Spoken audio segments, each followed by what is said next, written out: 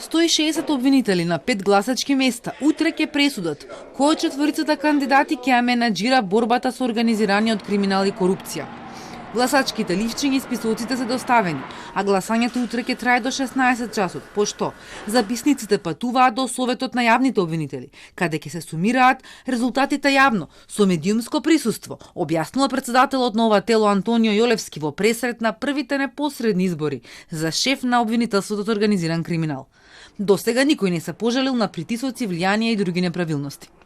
Ни еден од кандидатите, односно на вашето прашање за делот на преговорите, нема преговори.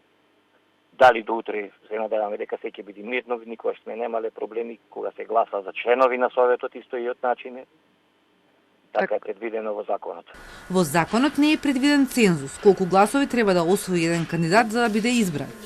Сепак Јолевски очекува дека ќе има одзив меѓу колегите и покрај тоа што дел од нив ќе треба да патуваат за да гласаат, бидејќи се гласа во 4 висши обвинителства во Скопје, Гостивар, Битола и Штип и во Републичкото. Сите се заинтересирани да гласаат крајно и се однесува на едно демократско право за избор на основен јавен обвинител на обвинителството за организиран криминал и корупција. Так. Не мислам дека би требало, напротив, свеста е повисока и треба да знаат дека од нивниот глас зависи кој ќе го води тоа обвинителство, кое според сите досегашни извештаи е на удар и најзначајно обвинителство во споредба со другите, по тежината на кривичните дела и по бројот на предмети кои ги имаат. Пензионираниот обвинител и поранешен председател на Советот Костадин Кизов смета дека најдобро е кога самите обвинители ќе го избираат шефот на обвинителството и се согласува дека овој модел треба да се преслика за избор на републичкиот обвинител, кој со новиот закон остана да се бира во собранието. Порано шефот на тоа обвинителство се бираше од членовите на Советот на јавни обвинители.